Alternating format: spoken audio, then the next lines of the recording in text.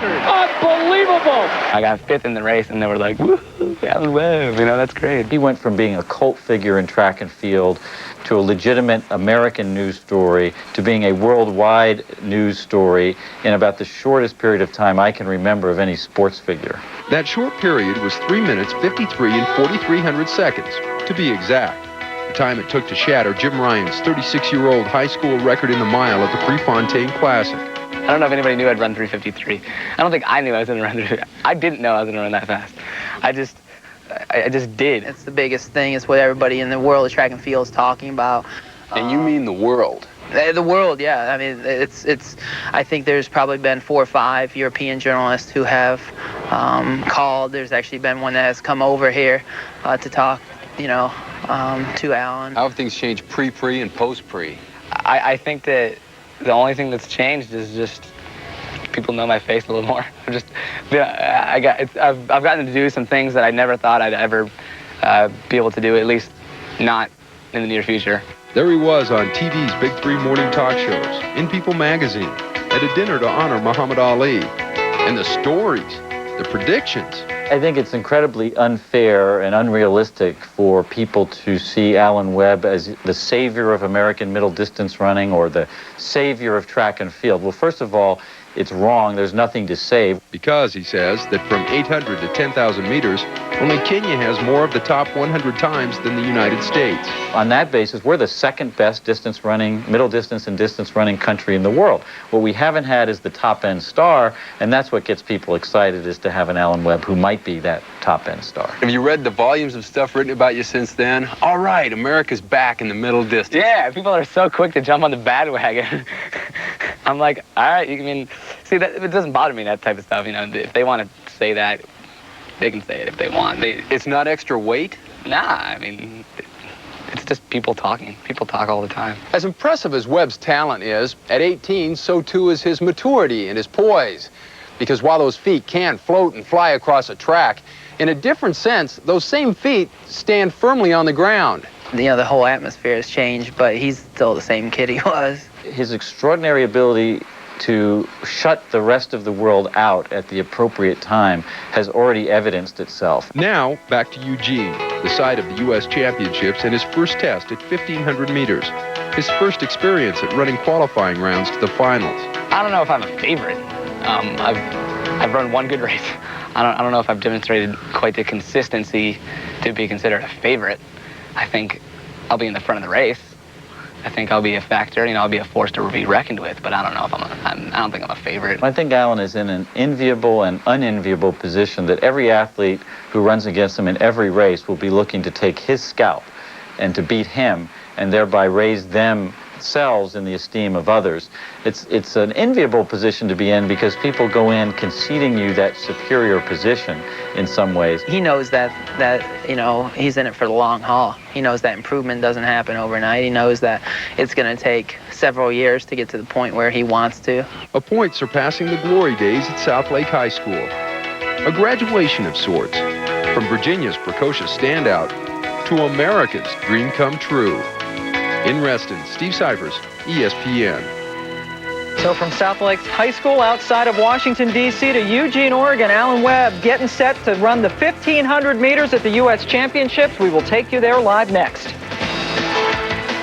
You know, normally the expression teen sensation is reserved for guys named, you know, Justin, Chris, Lance, JC, and Joey. But like NSYNC, Alan Webb is no stranger to packed houses. Hope you had to look that up. Yeah, Alan Webb is all the rage right now in Eugene, Oregon. That is where we join Larry Rawson and Adrian Carson for the call of Webb's race. Guys?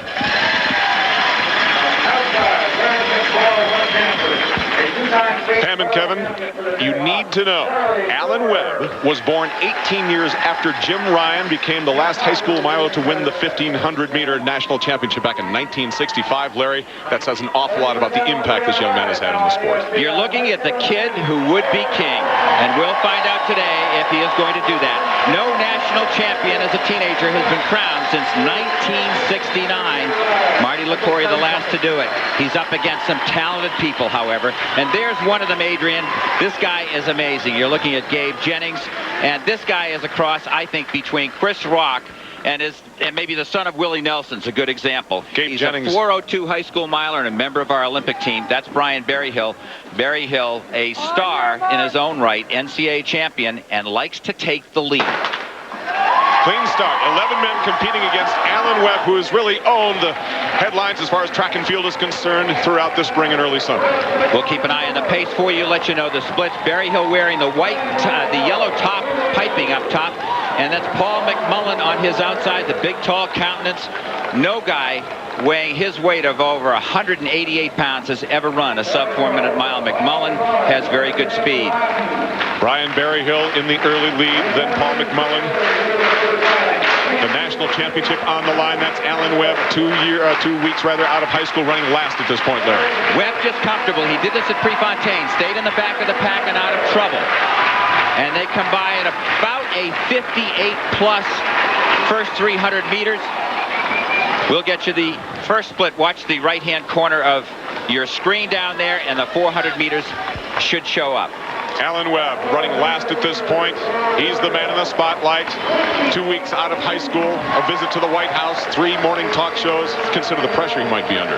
58.3 seconds for the first 400 meters. A good solid pace by Berryhill. McMullen stays in second, still trailing way back in the pack is Alan Webb. I think you'll see Gabe Jennings, who we talked about wearing, there he is in the middle of the pack, wearing the dark maroon colors in the very middle with a long flowing black hair. Beside him in the red colors, that is Kansas's colors, that's Charlie Gruber. A little confusing with the two of them there. But in the sunglasses, moving up a little bit, is Stanford's Olympian at 1,500 meters, Gabe Jennings. Alan Webb running second to last at this point as we pull up toward the front of the field. That's Bryan Berryhill, 23 years of age, the NCAA indoor champion in this event. Paul McMullen running second at this point. Laps to go as we approach the 8th. What about Alan Webb, Larry? Is he going to make a move here? Is it too early to tell? You know, he showed Adrian great speed in his semifinal qualifying. There he moves up. He blasted the last 200 meters, I think, shocked everybody with his raw speed. 1 minute, 57.8 seconds for the first 800 meters. Let me quickly tell you, they're running 1,500 meters. That is the metric mile equivalent in the United States. We call it the mile. It is a little bit shy by about 119 yards of a full mile. So whatever the finishing time for the winner is, add 17 seconds approximately, and you got the mile time. Bryan Berryhill in the lead. The man in red with the sunglasses is Gabe Jennings, both very defiant as far as Alan Webb is concerned, saying they're not going to lose to any high school kid. There's your split with 1 lap to go. That is Gabe Jennings moving out. And there's Alan Webb. He is far back right now. He's got a lot of ground to cover. There are 4 men behind him. Gabe Jennings out in front, age 22. There's Alan Webb. Now his signature move. He's looking for the national championship, possibly a spot on the world championship team, but at this point, it's Gabe Jennings out in front with half a lap to go. 1,200 meters in 2 minutes, 55 seconds, well under 4-minute pace. Jennings with the lead, and there's Webb at the right part of your screen, trying to make up a lot of ground here. Berryhill closing in on him. Jennings. 20 meters to go, Adrian. It's going to be Jennings. Berryhill pushing as hard as he can. Alan Webb about halfway back in the pack. Gabe Jennings is going to come through on his defiant attitude, but he is being pushed at the line. Seneca Lassiter is pushing hard.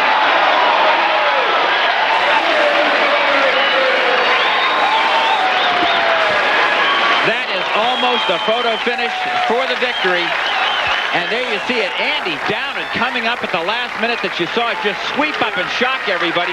3 minutes, 37.63 seconds for Andy Downin in the victory, and that would have been about 100-to-1 guess that he would win if this was a horse race. Andy Downin, a top talent, but a big surprise here, and back in the pack a little bit, unable to use the speed he showed 2 days ago, was Alan Webb. There you see coming down, it looks like it's going to be Gabe Jennings. Seneca Lassiter in blue closest to him, and now moving up on the 3rd lane is Andy Downin to take the victory, and a big surprise. Paul McMullen gets up and might wind up in 3rd place. Alan Webb, 5th place overall after 1,500 meters. A signature event decided in the final inches. There's Alan Webb. You know, fatigue in life can defeat the best intentions. This is his 4th hard race in 8 days. 2 of them last weekend, a 4:01 mile, a 4:02 equivalent here 2 days ago, and winds up here finishing in 5th. 3 minutes, 37.63 seconds. Andy Downer, the winner in the men's 1,500 meters.